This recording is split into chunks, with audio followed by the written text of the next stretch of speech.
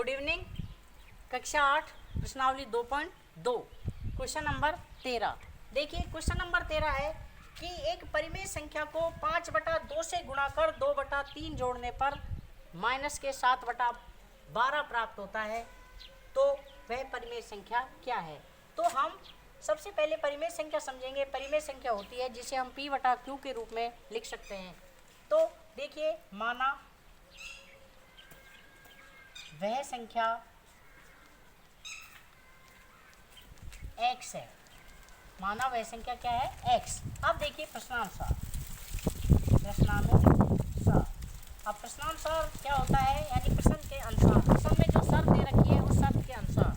अब देखिए प्रश्न में कह रहा है कि उस परिमेय संख्या को 5/2 से गुणा करने पर, तो हमने क्या कर दिया कि इस परिमेय संख्या को 5/2 से क्या कर दिया, गुणा, और इसमें 2/3 जोड़ने पर 2/3 हमने जोड़ दिया, तो हमें क्या प्राप्त होता है, माइनस के 7/12। अब देखिए इसको सॉल्व करेंगे तो 5x/2 बराबर प्लस 2/3 बराबर माइनस के 7/12। अब देखिए 5x/2 को यहाँ क्या रहने दो, इसका क्या कर दो, पक्षांतरण करने पर, तो 5x/2 बराबर माइनस 7/12। अब ये 2/3 प्लस का है, इधर आएगा तो किसका हो जाएगा, माइनस का, 2/3। अब इसको सोल्व करेंगे तो 5x/2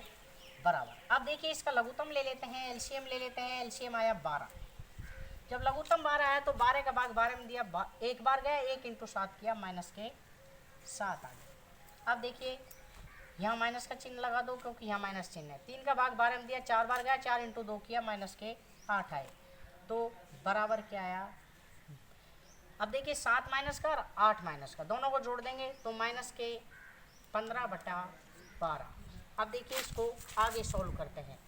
जब इसको सोल्व किया तो हमारे पास बचा 5x/2 बराबर माइनस के 15/12। अब जब दो भिन्नें बराबर में आ जाती हैं तो वहाँ वज्र गुणा हो जाता है।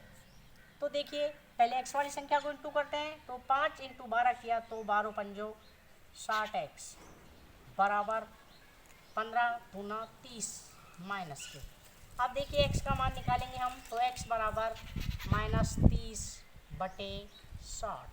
देखिए दोनों में 30 का भाग जा रहा है, तो बराबर 30 से कम 30, 30 दूना 60, तो x बराबर माइनस 1/2। तो वह परिमेय संख्या क्या आई, माइनस का 1/2। यही आपके क्या है, answer.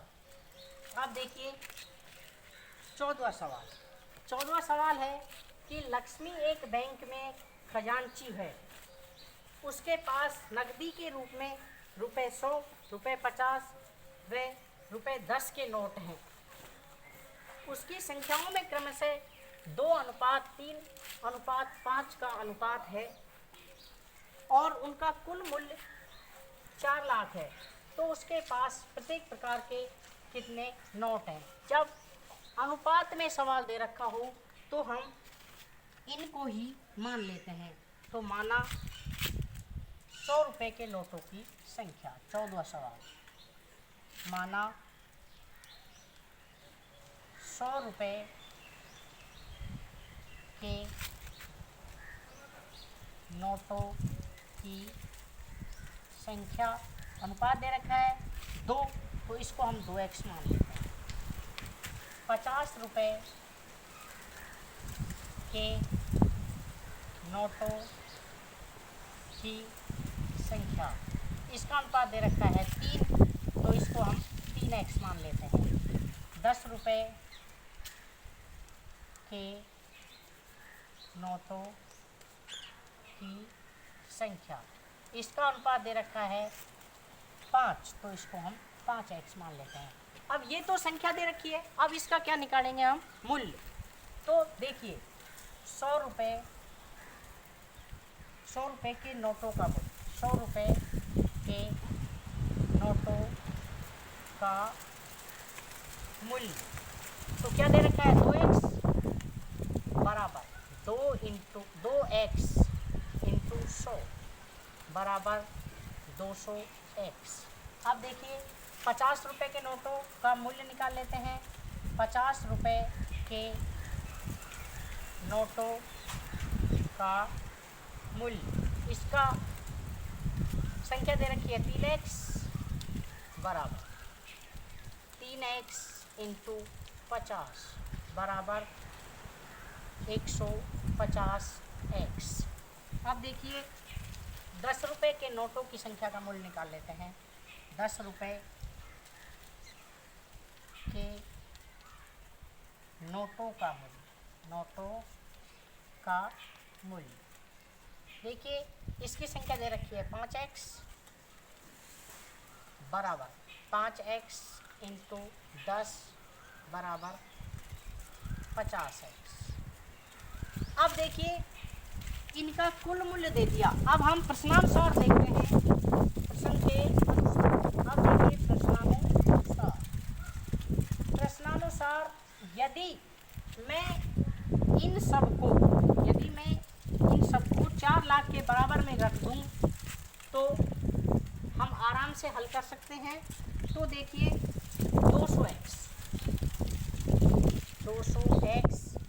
Plus 150x plus 50x बराबर इनका मूल्य हमें उसने दे रखा है 4 लाख रुपए।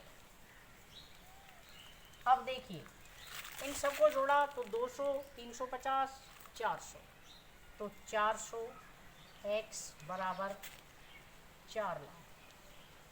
अब देखिए हम x का मान निकालेंगे तो x बराबर 4 लाख बटे 400। अब देखिए 2 जीरो से ये 2 जीरो, 4 का भाग इसमें दिया 4000 में तो 1000 आ गया, यानी x बराबर क्या आया 1000। अब देखिए ये तो किसका मान आया है x का मान। अब हम इसके नोटों की संख्या निकालेंगे तो देखिए 100 रुपये के नोटों की संख्या क्या दे रखी है 2x बराबर 2 इंटू एक्स की जगह 1000 बराबर 2000। तो 100 रुपये के कितने नोट हैं 2000।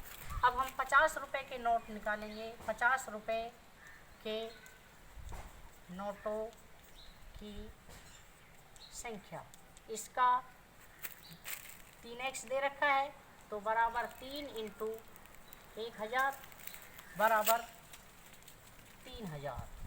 अब देखिए 10 रुपये के नोटों की संख्या निकालेंगे। 10 रुपये के नोटों की संख्या, इसका दे रखा है 5x बराबर 5 इंटू 1000 बराबर 5000। तो धन्यवाद, यही आपके आंसर है कि 100 रुपये के तो 2000 नोट, 50 रुपये के 3000 नोट और 10 रुपये के 5000 नोट। धन्यवाद।